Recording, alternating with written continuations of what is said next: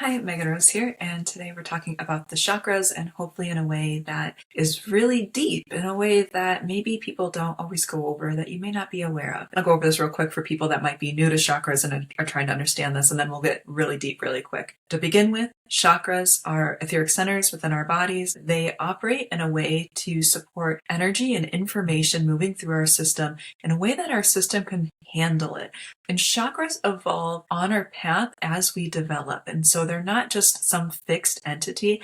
They actually change and evolve. And there's actually expressions of our chakras. There's lower expressions, there's higher expressions, there's even higher expressions. In synthesis, there's greater synthesis between things as we develop. And so a lot of people will translate chakras into there's lower chakras and there's higher chakras. And so the main chakras that people will talk about are your root chakra, being the center of your survival and your instinctual habits, but there's so much more than that. It's really your stability and foundation in your life. Moving up to your sacral chakra and your solar plexus, sacral being more of your sensuality or sexuality. If you even take the chakras and you overlay them with different, Qigong understandings or Tai Chi or energy dynamics of different traditions, they even have different elements within them. Taking the sacral chakra, when people are working with Kundalini or spiritual awakening, you would look at that chakra as one that you would bring the water element into, the root chakra as the very grounded, almost like volcanic chakra, something with a lot of power but groundedness within it.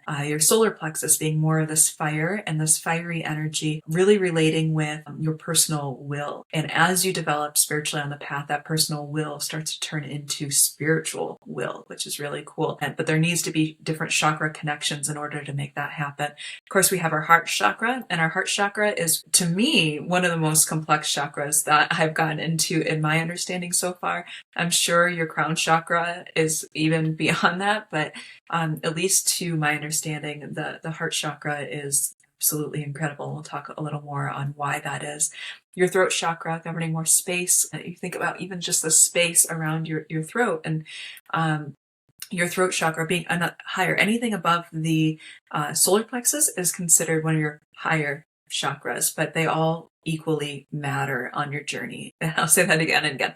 They all equally matter. They're all really important. A part of our journey as humans in this world is taking the high and grounding that into the low. So literally, your spiritual, your soul path, what you are here to do as a human is to ground and synthesize many, many different energies. And so it's not about just operating in certain chakras. And some people do that. Some people will want to stay more spiritually oriented, and they'll just orient their kinesthetic awareness and how they view and interpret the world through one of the higher chakras. And then they'll just think, oh, I'm really developed because I see the world in such a beautiful way. I'm able to balance things really well. And in actuality, they're just not integrating their experience. And that creates a lot of imbalances as well. It's really, really good. It's really nourishing. It's really supportive on the path for us to actually integrate all the different layers. It transforms our life. It's really incredible. It's not something to really think, oh, this is just anchoring into these things. It creates all this tension. I mean, there's really beauty that comes from doing that. So of course,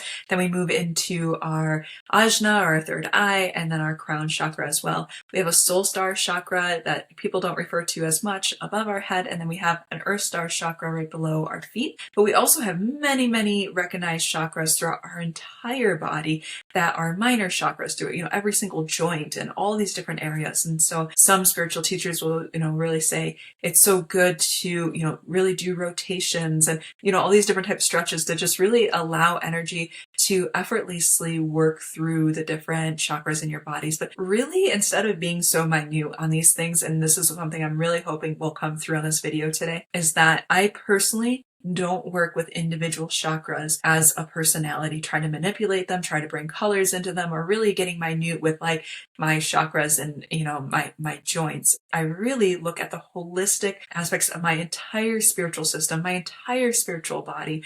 And I look at, how am I carrying myself and my energy in a way that energy is able to effortlessly move through, that energy is able to not get stuck because I'm tense in different ways. So having more of this holistic awareness rather than really this minute, like, oh, how is my sacral chakra doing today? That's not how I work within things. Our chakras are a direct reflection of how much we've integrated our personality. So that means in real stable, tangible ways, how we have a stable mind, how our mind is so stable in a way that our thoughts are pure, our thoughts are supportive in the world. They bring great joy and care and love. How our thoughts are able also to have spaciousness within them, that we understand that our mind is just a tool, that we're not our mind. When people start to work on their spiritual path in a way that their spiritual practices stabilize their mind, not just like, oh, for a few minutes I'm trying to really, really hard stabilize my mind through my willpower, like actually developing the capacities that your mind is more stable,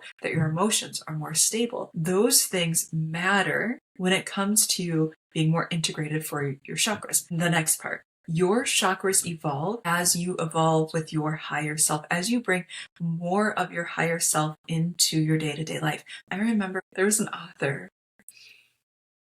that I remember reading so much of her stuff, and so much of it was manipulating the chakras, doing visualizations, bringing in these different colors, bringing in these things. I should have been learning how to incorporate different spiritual practices from my soul, because it's only the soul that actually transforms your chakras permanently. Don't just bring in like a good feeling temporarily, or to really truly make the changes that are necessary. Let's talk about what these changes are, because there's a lot of things that happen as people have Kundalini awakening or spiritual awakenings on their path. Some of the things that happen are that there's different connections made between the lower chakras and the higher chakras. So that's why, again, we need to operate from these higher ways of being in order to even support that happening. One of the things to be aware of is that God so graciously gave us child locks. People call these the girthy knots, these different etheric webs and areas of our bodies that energy doesn't go through until somebody's more developed on the path.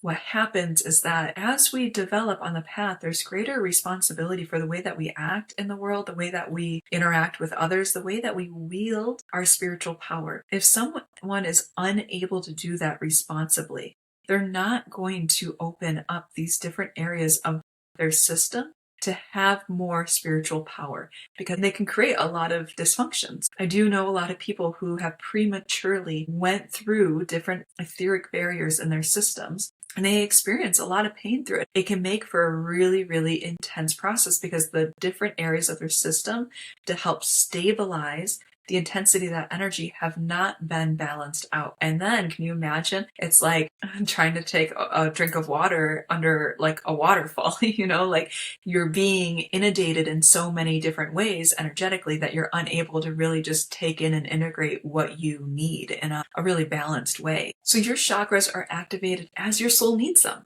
That's it. You are a service vehicle. Every part of your system is designed to serve the world on the higher spiral of its development. And your chakras are the same. And so the way that they operate as they develop, as they're able to wield greater love and discernment, understanding, love, wisdom, not just love, but love with wisdom, as you develop in a healthy way, you get to serve planetary evolution, not just personal gratification. Now, I know a lot of things like Kundalini yoga or different practices within working with chakras will focus on thinking of the chakras as a ladder, that like you just kind of walk up the ladder and let's just keep bringing energies up to a certain point. I'd like to tell a story here, and hopefully this metaphor can be really helpful on what happens when we do that, or some of the possibilities. For instance, if I just focus on developing my third eye point, and this is a point that can be related to, psychism, being able to intuitively see things. So somebody opens that up, and they may have it prematurely opened up. So they're not using that intuition and the higher end of the spiral.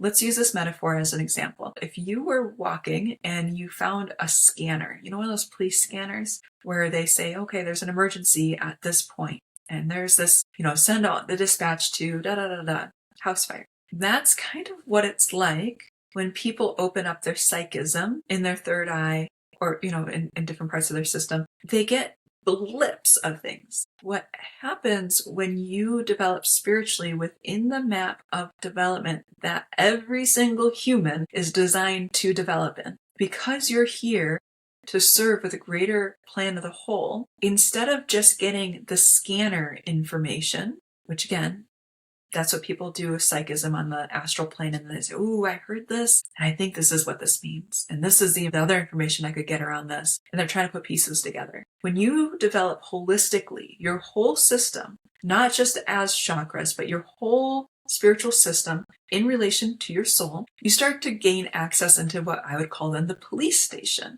the call dispatch as a metaphor. That your service in the world, you start to get the direct information from your soul. You get the phone call about how you get to serve. You get to have the understandings and inner knowings of exactly how you're most able to impact a certain situation. So then you're not hearing about every emergency on the astral plane or all this information that's not really for you and how you can best serve the world. You literally develop with your own skill sets, your connection with your higher self, your connection with how you serve in the world, and your unique skill sets. And then you get the information, and then that can most serve. One thing that I'd like to make really, really clear is because that communication pathway of connecting with your higher self is the way that we develop as humans. You could decide to start doing the practices to support yourself to do that now, or you could do that in 7 lifetimes or more. It's totally up to you. But what a lot of people do is that they confuse that scanner. It's like, wow, I just found the scanner. I have the inside info to everything I need to know now. And so people get stuck on that, thinking, I picked up the scanner and now I know what's going on. The analogy of picking up the scanner is I just developed a chakra that gave me access to something prematurely. And because of that, now I think that I have what I need. Another example of scanners, though, can be when people connect with other planetary beings. So a scanner, so to speak, again, using this as a metaphor, hopefully people know what a scanner is. Do people still know what that is? That I see so much people picking up scanners from other planetary beings and saying, oh, well, I'm getting all this information. This must really be it too. And again, you can spend lifetimes with that information. That information is not actually going to evolve your process and what you're most here to do. Okay, so there was a question someone had about the heart chakra, and I thought it'd be really great to talk a little more about this because there's a lot of pieces in this as people develop. One of the coolest things about spiritual development, and it's something that we offer in Rose Awakenings for people to see how many heart petals they've developed this far on the path. As you spiritually develop, there are different petals that open, and they open on different planes. So your physical plane, astral plane, the mental plane, and they relate to different virtues and also the work that you've done in past lives up until this point. This is a really interesting study, and as much as I've studied this and experienced it and seen it in others, I'm sure there's so much more for me to even know around this whole aspect of development because it relates to our soul, it relates to different levels beyond our soul in its development. So there's multiple different systems of ours that work together in many different ways. But beyond these kind of abstract maps of development, we know, again, coming back to right living spiritually, the way that we orient ourselves day in and day out, we know that those things support the development of our heart chakra. So do know that if you're doing the soul work in the world, that you're showing up to it day in and day out, that you are doing things that actually make a difference. You may seem like, man, I've just been working and processing and doing all these things forever and ever. It doesn't ever let up. And there are definite shifting points on the path where people move through different stages with the heart petals developing that we can map to say, okay, at this certain point, things change in this way on your path, and you no longer need to keep doing this in this way, and you can now start to do this, which I think is absolutely incredible. I think it's so empowering. Why I love this is because there are so many things on the internet. There's so much information. There's not even on the internet, right? How many of us have some openings to different scanners of information in the world? How many of us are open to all this understanding, but to synthesize it or to understand how it really applies to our development to be of greater service and capacity in the world in relation with spirit.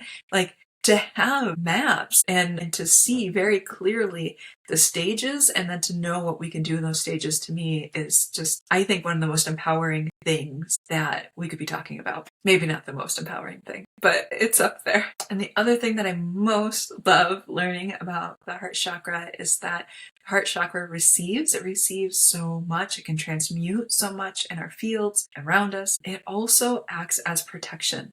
So the stronger your heart is, it can also support your field. So to know, like, when people are doing all these different protection exercises and all these different things, that one of the really supportive things that you can do for yourself is to develop your heart. And how beautiful is that? So if you made it this far, I'm wishing you so many blessings, and take care.